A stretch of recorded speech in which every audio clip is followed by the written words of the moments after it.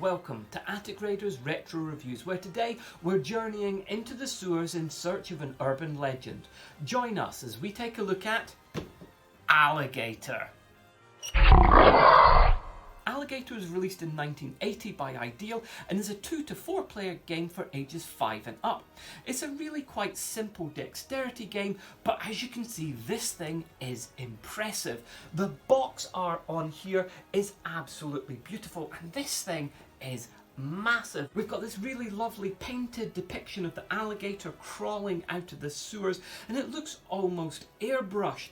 And if I turn the box, you can see that there's a huge depiction of the alligator itself. This, for me, was a grail game. This is one that I've been after for years. Now, why is that? Because it is a simple dexterity game. Well, the reason for that is that this came out in 1980 at the same time as the Alligator movie. It lives 50 feet beneath the streets.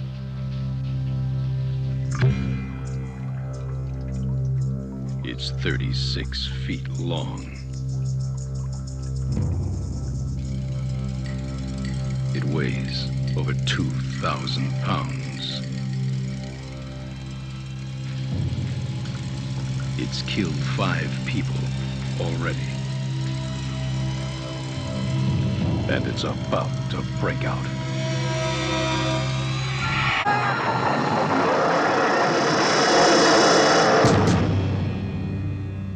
Alligator.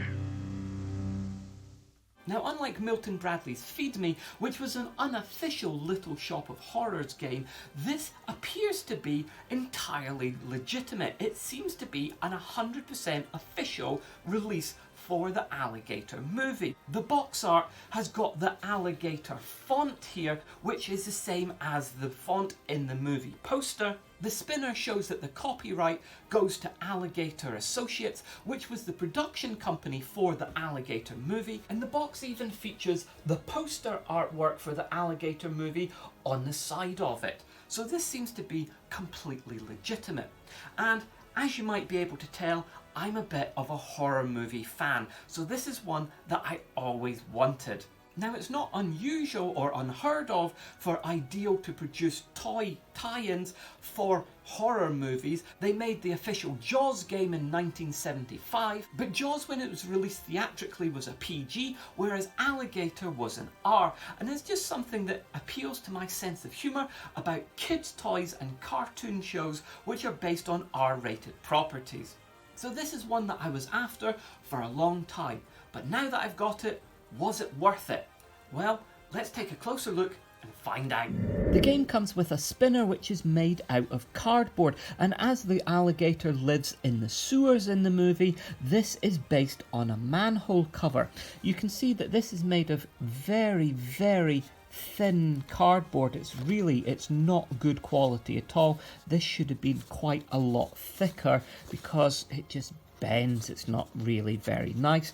The actual plastic spinner piece in the center does spin very nicely, and it is based on the alligator. You can see its head here points to what you are going to have to do, and we've got its tail here as well. So when you spin it, it will tell you either that you have to put something into the alligator's mouth, or that you have to take something out of the alligator's mouth, or that you've got your own choice of putting something into its mouth or taking something out.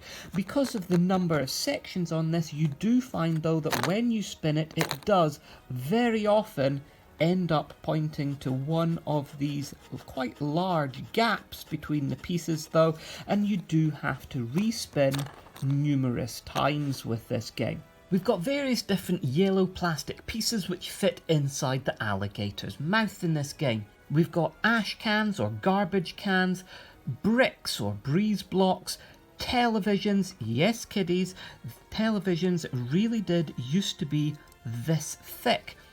We've got suitcases with little handles on them, and we've got some jugs. Not quite sure what kind of jugs these are supposed to be. and probably industrial kind of milk jugs, I think. It's rather a random assortment of items for an alligator to be eating, but I suppose they are the kind of things that might end up in a big open sewer. Now obviously there are supposed to be 4 of each item, but as with a lot of old games with small pieces of this kind of age, I am missing some, so I do need another 1 suitcase and another 2 jugs. We've got the alligator's tongue, which is a thin piece of cardboard, exactly the same as the spinner. It's very likely to rip, as you can see it has actually ripped here, and this piece is normally missing from a lot of these games. The actual alligator itself is really big. Now I'd seen pictures of this online, but it wasn't until I actually got it in my hands that I realised just how huge this thing is. If you see, if I start moving closer to it and you see something in scale with it, then it is absolutely massive, this thing. If you're looking for something with table presence, then this has got it in spades. It measures in at 70 centimetres in length. It's a really impressive piece. It's very sturdy, thick plastic. You can see we've got a moving tail here. Now, the tail is jointed on here. It moves back and forward, which is a really nice little feature, but it doesn't actually do anything. It's not connected to any mechanisms. There's no real reason for the tail to move, but it's a nice little feature. You can see there is a wheel on the underside here, but again, that wheel is not connected to anything. It doesn't really do anything, but I'll come on to more later about why that is there. The face itself is quite a nice little sculpt. It would be nice if these teeth were painted in white. It wouldn't have taken much to paint them white, but it's a nice little sculpt. You can see that it's got some paper decal sticker eyes on here. These have a tendency to dry up, fall off and get lost, so if you're getting one of these, try to make sure it's got both of their eyes. The only thing we have to actually do in order to set up this game is to install his tongue. So to do that, we're going to take it, we're going to make sure it's folded along this line. That fold line goes in here into that little slot, and then we make sure that these pegs slot into the holes here, and that's his tongue set up ready. Now, according to the instruction sheet, in order to set him up ready to play, we're going to take his tail, press down on the middle of it here, and then rotate his legs forward and then let them swing back slightly so that he is up in the air with his mouth and his head elevated off of the ground. At the start of the game then, each player is given the same number of each type of piece of plastic trash. And the object of the game is going to be to feed all of your pieces of trash to the gator so that the first person who gets rid of all of their pieces is going to be the winner. Each player then is going to take it in turn with the spinner, spinning to see whether they put or take something out of the alligator's mouth.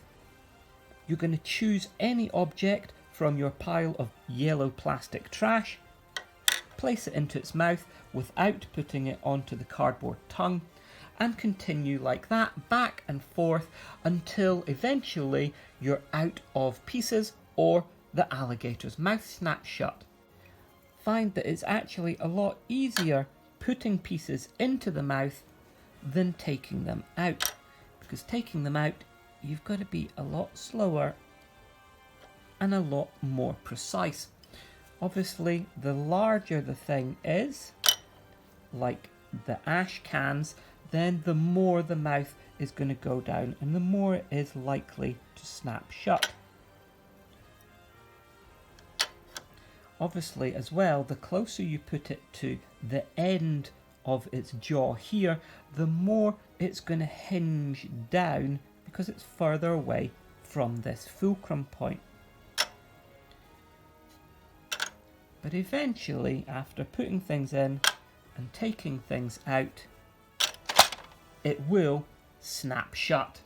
If by the point that the alligator snaps its jaw shut, you haven't got rid of all of your pieces of yellow junk, then you're going to have to open its mouth back up, and you're going to have to take all of those pieces of junk and add them to your pile so that you now have got more to try to get rid of. But once you've placed your last piece into the mouth, without it snapping shut, you win the game. As you can see, this is a very quick and easy game to learn and play. It's just very, very simple.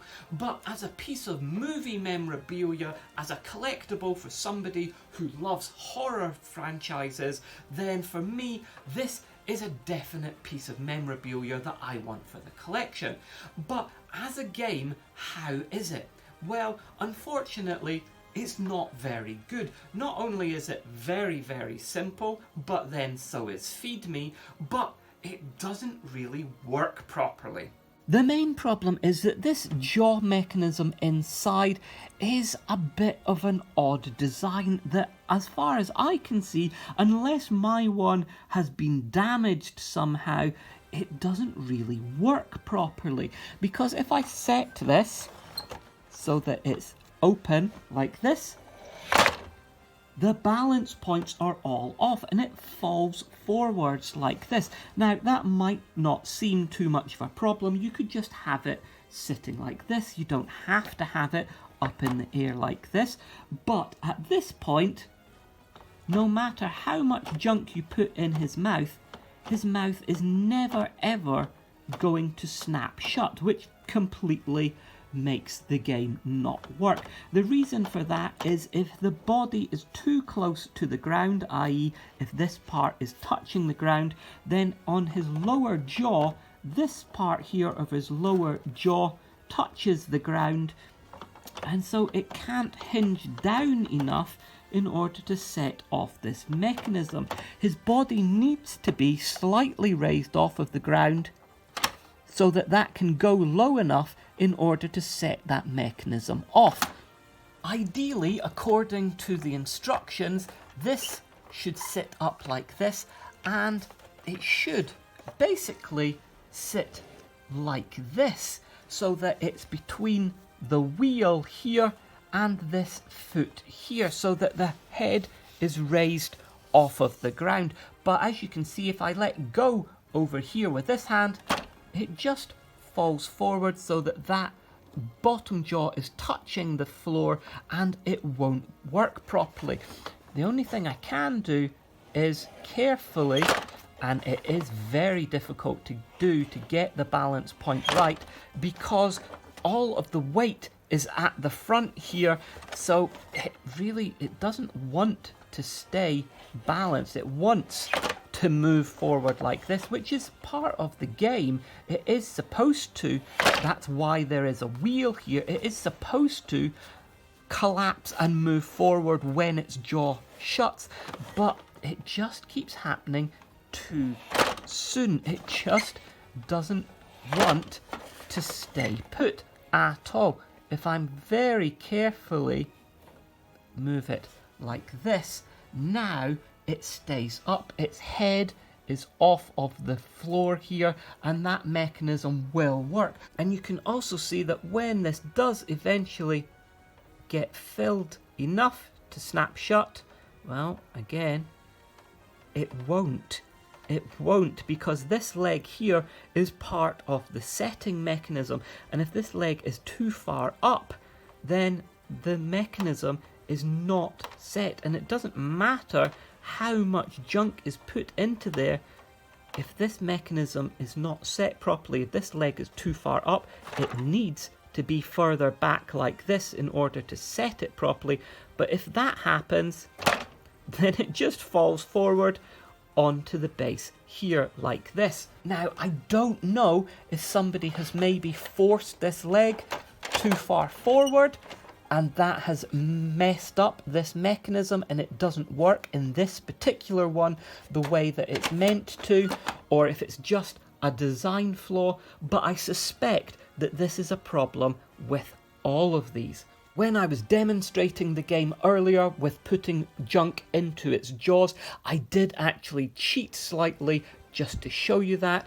And to do that, I simply took one of the pieces and placed it under here, because it doesn't need to be very high off the ground, but it does need to be off the ground a bit in order to work. Now, with that propped up slightly, the jaws now work, but it doesn't move forward the way that it's supposed to and the way that it shows in the original TV advert. The alligator wants food to chew. Feed him just right or he'll feed on you.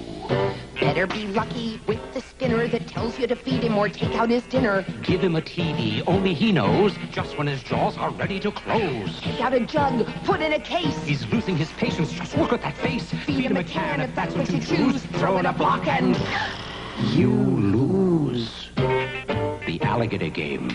From Ideal. So, as a collectible, if you can find it, because these things are pretty rare and quite expensive when they do come up, I would recommend this. But as a game, not so much. It's not a good game. But for me, I'm happy to have this in my collection. Well, I hope you've enjoyed what you've seen here today. If you have, please remember to like, subscribe, leave a comment down below, and we'll see you next time with plenty more vintage board games on Attic Raiders Retro Reviews.